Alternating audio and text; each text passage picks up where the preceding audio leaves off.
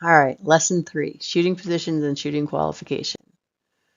Learning objectives. Demonstrate the learning step to assume the bench rest position and shoot from the bench rest position. We are not doing that.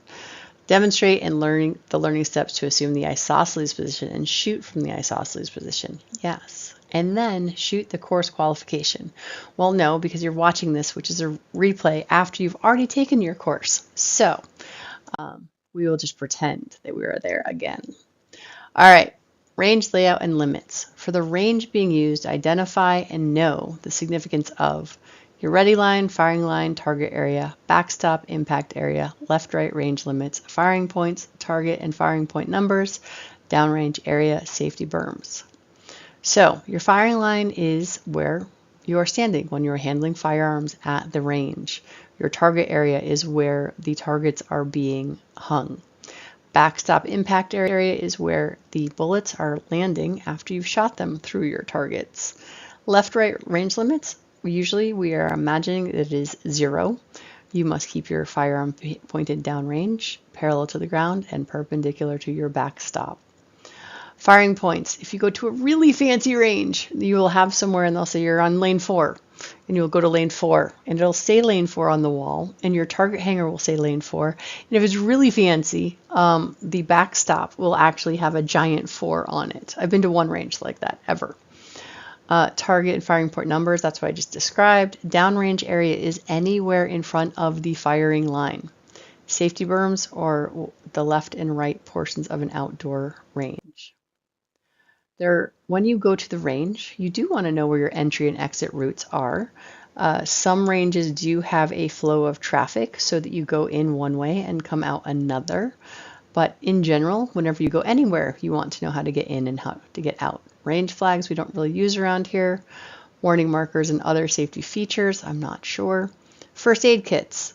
Top 3 reasons that an ambulance shows up at a range are heart attack, heat stroke, and hypothermia. So with that, their first aid kits, very often ranges will actually have AED equipment. Now, if you're at a public range, chances are they have people that will know how to take care of these things, but whenever you go somewhere like this, knowing where their first aid kit is, knowing where the phone is and the procedure for dialing 911 can always be helpful. It's just one more piece of your safety when you're out and about anywhere. 911. If for some unlikely reason someone was actually to have an accident and shoot themselves in the hand or the foot or something, do not call 911 and say there's been a shooting. You need to make sure you let them know that there has been a training accident, that there's been a training accident, because if you happen to make the mistake of saying there's been a shooting, well then, that poor person is going to be lying there bleeding for a really long time because SWAT and everything else is going to be dispatched before they allow the ambulance and the EMT folks in. So 911, if someone has an accident shooting, make sure you say there's been a training accident, because if you say there's been a shooting, it's just not going to work well. Fire extinguishers. Yes, good to know. Restrooms. All right, gentlemen, ready? Here's the deal. If you are going to a friend's club and you want to bring your wife or girlfriend, please ask ahead if there are any restrooms.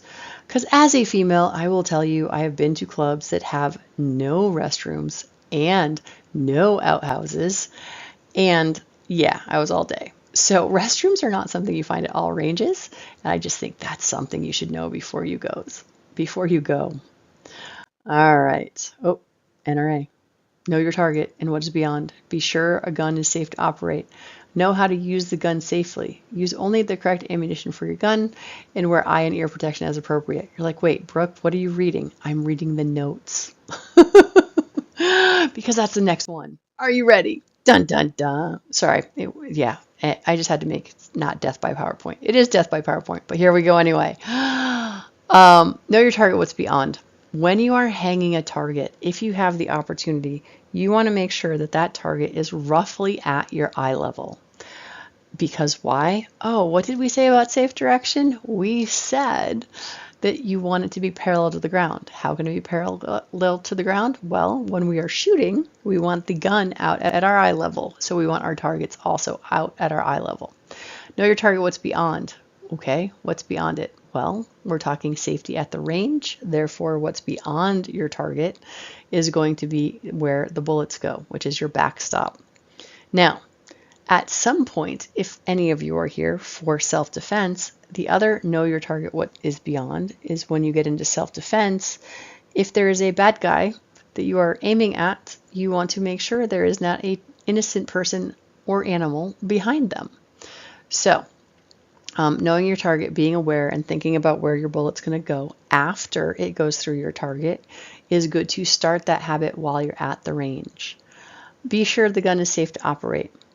I am assuming most of you are going out to buy your first gun, so hopefully it will be a nice brand new gun and everything is working well. Know how to use the gun safely. So, know how to follow the range rules as well as the safety rules.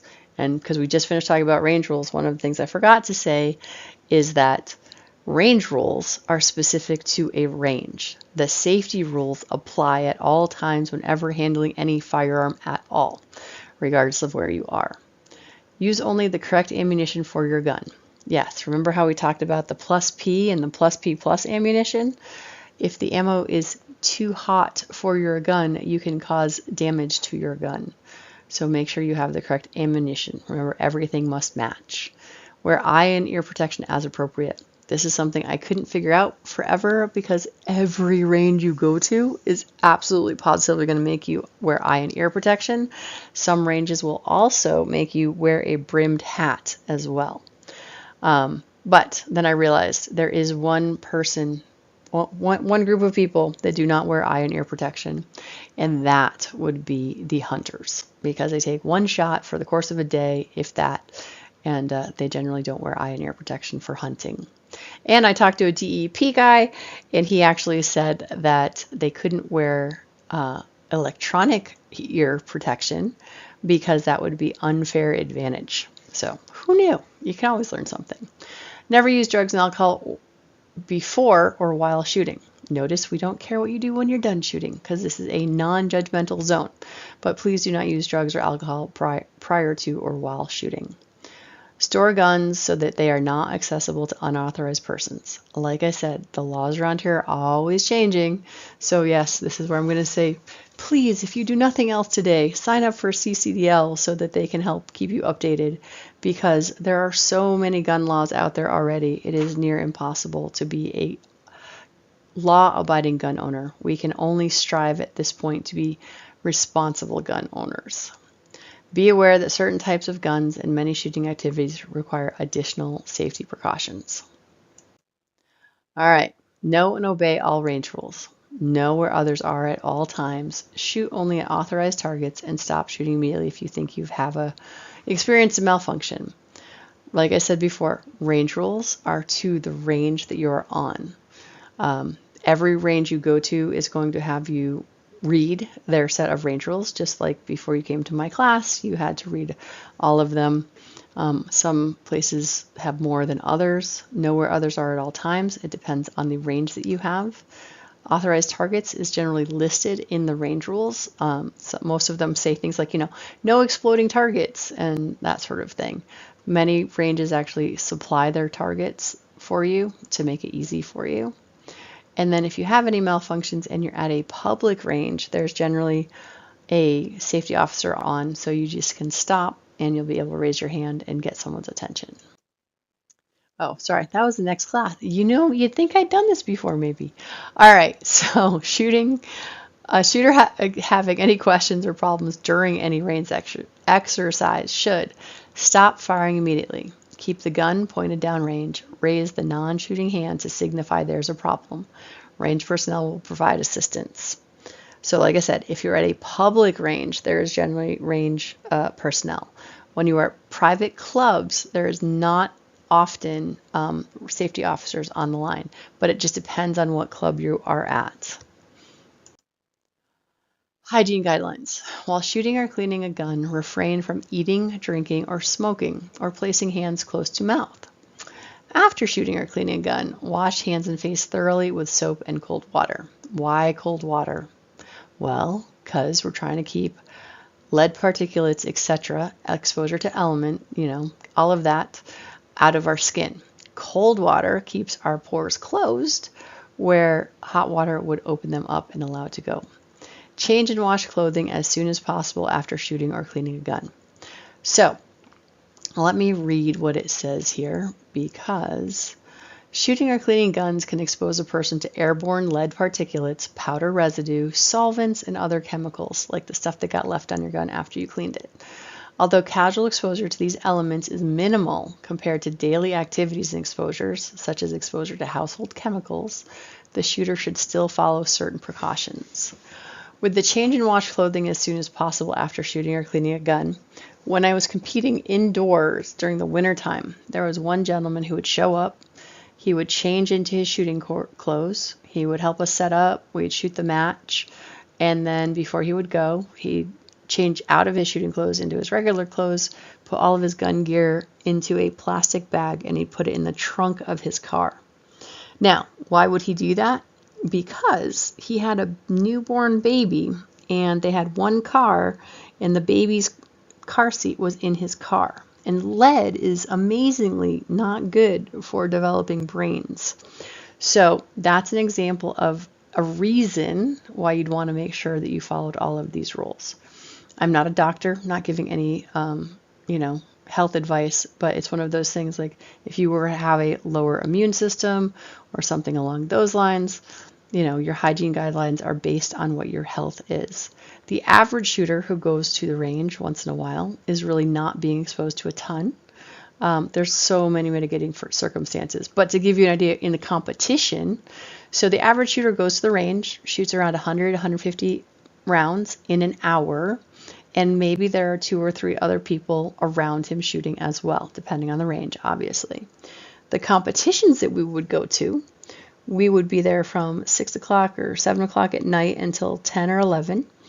And there'd be 20 of us shooting at least 150 to 200 rounds per person. So that was a lot more exposure than the average shooter. So when, taking this into consideration, these are some of the things. And indoors is definitely more exposure than outdoors, because outdoors there's free air everywhere, whereas indoors it just depends on the range that you're at, how good their air exchange is. All right, range commands. This is what we get to learn at Bullseye. Load, students may load their pistols. Commence firing, students may begin firing when ready. Stop, called by anyone observing an unsafe situation. All shooting stops immediately. Shooters take finger off the trigger, keep gun pointed in a safe direction, and wait for instructions from the range officer. So, if you're playing Bullseye, these are your range commands. While we are teaching down at the range, since this is one-on-one instruction, maybe one-on-two, this is where we will, we'll be talking through all of this. So stop. This is super important for you to understand. Just because you're brand new doesn't mean you don't know when something doesn't look right. I know when I was brand new, I used to think I'd see people do stuff and I'm like, maybe they know something I don't. Like, oh, the gun is unloaded. No. All guns are always loaded, and treat them as if they are. So, stop is something even you can, if you see something, say something, because you don't know. The other thing is, like if you see somebody downrange or something, please yell stop. And then if you realize it was just a shadow, it was way better that you called stop than if it really was somebody, you'd feel horrible if they got shot and you didn't say anything. So the other part of it is when someone calls stop, all you're doing is taking your finger off the trigger and keeping the gun pointed downrange, because you don't know if you might be the problem. So when someone says stop, pretend you're playing red light, green light when you're in school. All right, so learning a shooting position. When you study the shooting position in your handy dandy book, it has all the sorts of pictures. Practice the position without a pistol, like we've been doing here in the classroom. Practice the position with an unloaded pistol, or maybe like the plastic ones we have here in class. Align the pistol with the target. Dry practice with the pistol at the target. Again, everything that we've done in class so far.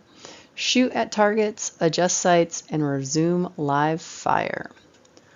So you're going to read about it. You're going to see it. You're going to hear about it. That is the idea. Oops. And then I messed up my thing. Okay. So I guess we're on the next slide. Adjusting the sights. We have another test question waiting for you. This is question number 19.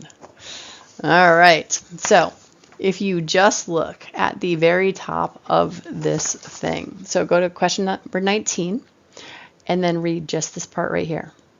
The rear sight is moved in the same direction as the shooter wants hits on the target to move. So question 19 says the basic rule for sight adjustment is, and all you have to do is match the rear sight is moved in the same direction as the shooter wants hits on the target to move, which would be C. And that is that. This is talking about actually adjusting your sights as if you had a new gun and you are currently looking to sight in your gun.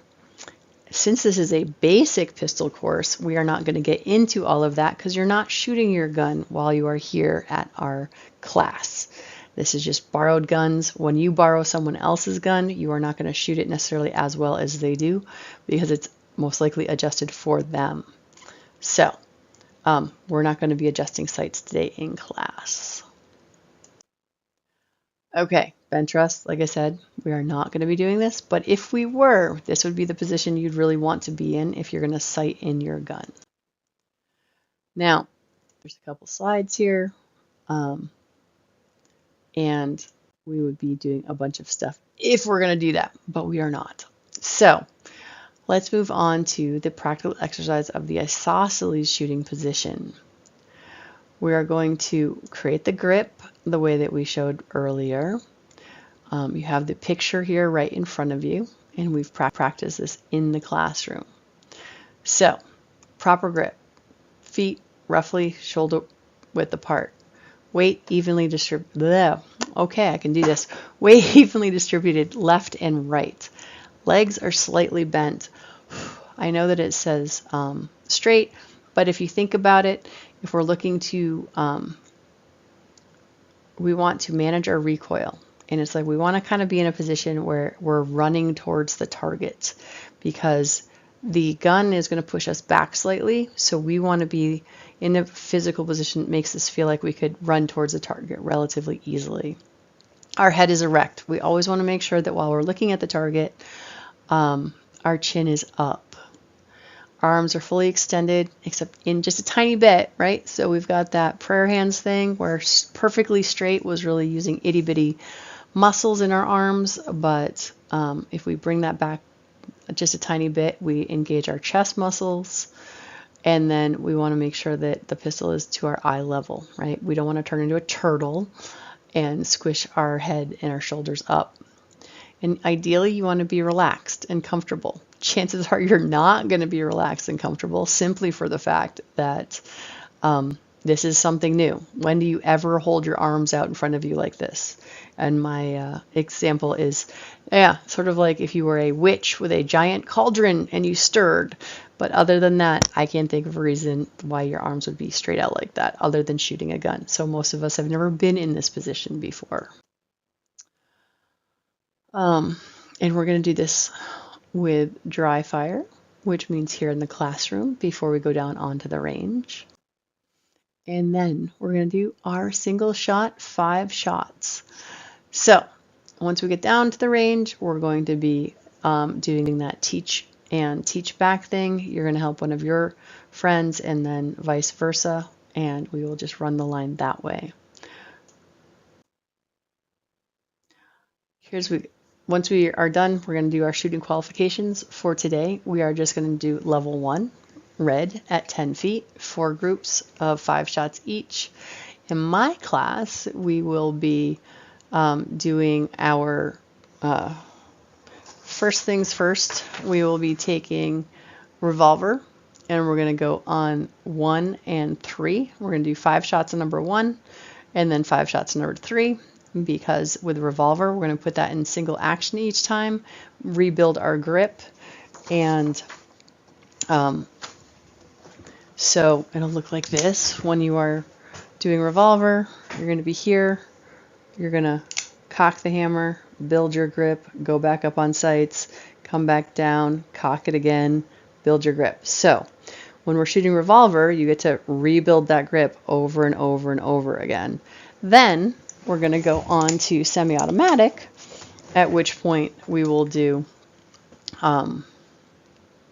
whatever that's called. We will do 5 on the other side. So on 2 and 4. We'll do 5 shots on 2 and 5 shots on 4.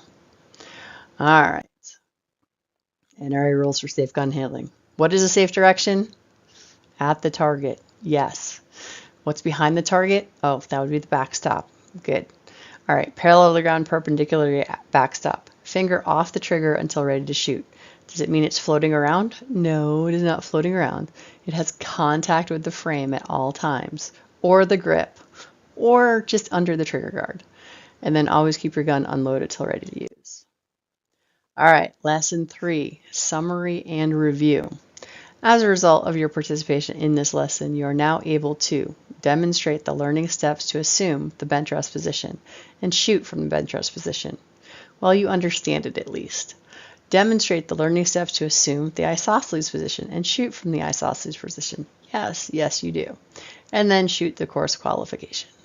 Off to the range we go. What are your questions?